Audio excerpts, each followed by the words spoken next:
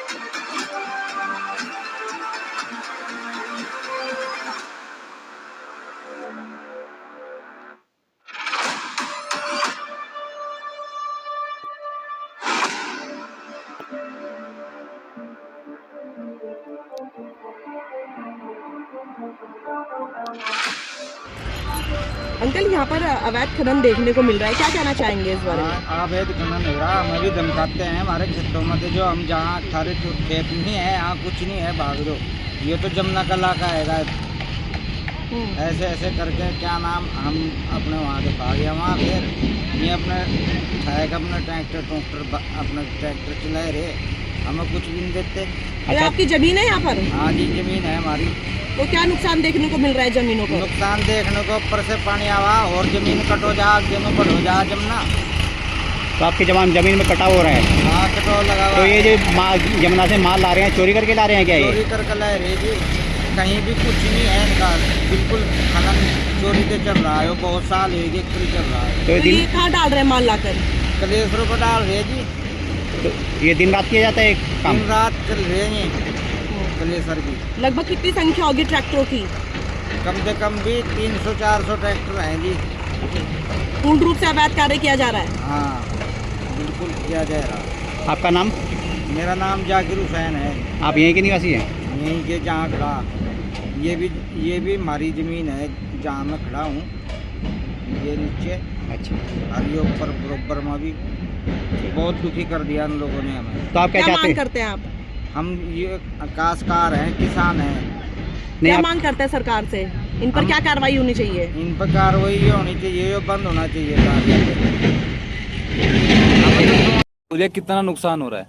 नुकसान तो बहुत ज्यादा है। पहले कितनी फसल हुआ करती थी? फसल का तो कोई अंदाजा नहीं होता ना, कितनी कम हो जाती। मतलब अभी ज्यादा, अब ठीक हो रही है या कम हो रही है? अब तो कम हो रही है ना, धूल से तो बहुत फर्क पड़ रहा।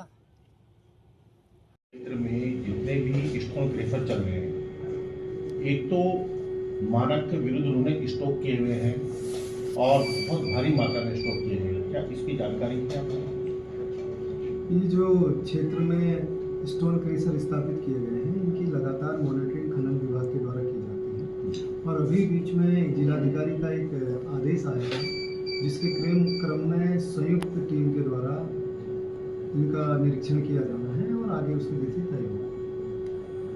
सर, वहाँ पर जो फसलें हैं सर, गंदा पानी क्रेशर का लगातार निकल रहा है, फसलें भी सर कहीं ना कहीं बर्बाद हो रही हैं, तो सर कोई ऐसी व्यवस्था नहीं है ताकि वो गंदा पानी फसलों को बर्बाद ना करे? तो सर इसमें नहरों में छोड़ा जा रहा है सर पानी को। ये देखिए, जो क्रेशर के द्वारा जो गंदा पानी छोड़ा जा रहा है, इसमें प्रदूषण विभाग है उसको इन्वॉल्व किया जाएगा। और ये संयुक्त टीम पहले से ही बनी हुई है, जो खनन विभाग इसको देखता है। इसमें सभी विभागों की एनओसी होती है, उनके द्वारा समय समय पे चेक किया जाता है। जहाँ पे इस तरीके की शिकायतें आ रही है, उसमें संयुक्त टीम के द्वारा उसका भी निरीक्षण किया जाता है। सर, प्रदूषण विभाग तो एक किस्म से निष्क्रिय बना बैठा है, क्योंकि सर कोई एटीपी प्लांट वगैरह वहाँ पे और धूल के लिए, डस्ट के लिए कोई नियम फॉलो नहीं की जा रहे क्रेशर प्लांट पर।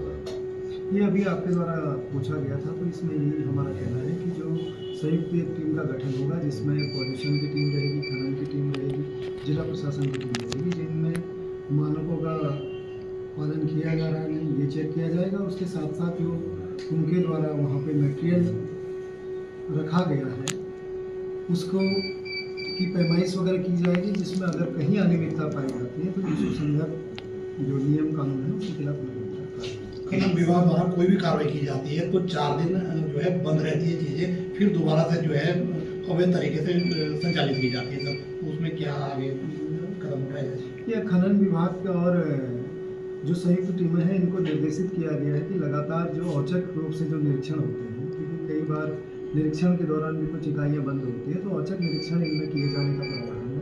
और जहाँ पे जैसे एक बार 4 दिन के लिए कार्रवाई चली, अगर बीच में रुकी तो फिर जहाँ शिकायतें प्राप्त होंगी तो लगातार कार्रवाई की जाएगी। जितने भी स्टोन क्रेशर हैं, क्या इन पे एनजीटी की एनओसी है, ये इसकी जांच की गई है?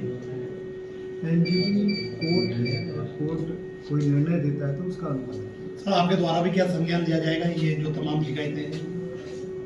अभी जो हमारे द्वारा एक संयुक्त टीम का गठन किया जा रहा है, प्रकरणों को देखते हुए ढकरानी क्षेत्र में और जो कैंची वाला और जो क्षेत्र में हमारे 2-3 जगहों पे जो स्टोन क्रेशर की जो इकाइयाँ हैं, इनका औचक निरीक्षण भी किया जाएगा और मानकों का भी परिचय। मीडिया जब भी रियलिटी चेक करने जाती है सर, तो लगातार जो इसके लिए स्पेशल जिला स्तर पर गठित टीम है, तो खान अधिकारी फ़ोन भी नहीं उठाते मीडिया।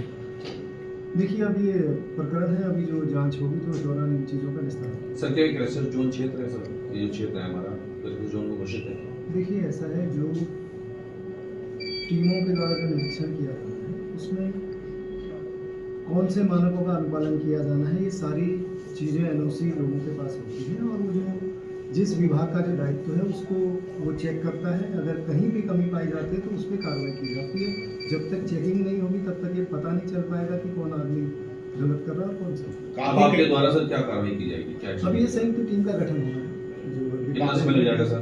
डीएम साहब के यहाँ से निर्देश मिला है, उसके बाद ये इस पर कार्रवाई आगे की जाएगी। काफी क्रेशर ऐसे भी है जिन्होंने 10 फीट गहरी खाई खोदकर उसमें मटेरियल को इकट्ठा किया और उसके बाद वहाँ पर जो अगर देखा जाए तो स्टॉक से भी अधिक वहाँ पर खनन सामग्री उनके पास पड़ी हुई है।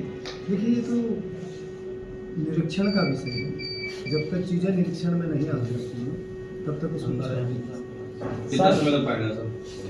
देखिए ये जो निरीक्षण होते हैं ये औचक होते हैं, इसकी कोई समावधि तय नहीं होती है और जैसे ही निरीक्षण होगा ये आपको सूचना। पहले भी सर ऐसी कई टीमें बनी हैं और टीमों के द्वारा छापेमारी भी की गई है, लेकिन सभी टीमें दिखाती कम हैं और वहाँ कुछ और माहौल होता है क्या, मतलब वो अपने मंत्री बांध के भाग जाते हैं, ऐसे टीम वाले भी सुना गया है। ऐसा है, हमारे कार्यकाल के दौरान जी कैंचीवाला और ढकरा जी और तहसील के विभिन्न क्षेत्रों में जो छापेमारी की गई है उस पर जो पेनाल्टी बनती है वो पेनाल्टी भी वसूल की गई है और जो एडीएम सर के कोर्ट में केस चलते हैं उसमें केस भी चल रहे हैं। इसमें किसी तरह की कोई हीला हवाली नहीं की जाती है और जहाँ पे भी जांच होती है उसकी रिपोर्ट प्रॉपर चैनल से भेजी जाती है। सरकारी वाले के स्टोन क्रेशरों ने अभी जो बात सामने आई, उन्होंने सरकारी भूमि भी दबा रखी है, ग्रामीण समाज की भूमि, लेकिन उन पर कभी कार्रवाई नहीं हुई आज तक। नहीं, ये जो आपने बताया है, अभी बताया गया कि जो टीम चेक करेगी तो सारे विभागों की अपनी जिम्मेदारियां तय हैं, जो तथ्य वहाँ पे प्रकाश में आएंगे उसकी जांच कराई जाएगी। अब पुलों को लेकर मामला कोर्ट में चल रहा था सर, अभी फिलहाल एक पुल को आवाजाही भारी वाहनों के लिए खोल दिया गया है, लेकिन ओवरलोड वाहनों के लिए उस पर दिया गया था निर्देश कि नहीं निकाले जाएंगे, लेकिन वहाँ पर कोई भी चेकिंग व्यवस्था नहीं है। नहीं, इसके संबंध में जो ओवरलोडिंग है इसके संबंध में ARTO को पहले ही निर्देशित कर दिया गया था। अभी हमारे द्वारा जो पुलिस विभाग है, खनन विभाग है और RTO हैं और फॉरेस्ट, 4 डिपार्टमेंट को ये निर्देशित किया गया है कि अपने अपने क्षेत्र अंतर्गत जो भी खनन की गतिविधियाँ चल रही हैं उन गतिविधियों पे नजर रहें और कहीं पे भी अगर कोई कमी पाई जाती है, किसी के द्वारा जानबूझ के उल्लंघन किया जाता है तो उस पर कार्रवाई अपने स्तर से करना सुनिश्चित करें। अब पुल पर किसी प्रकार की तैनाती की जाएगी चेकिंग के लिए? ये अभी ARTO के द्वारा अपने टीमों को यहाँ पे तैनात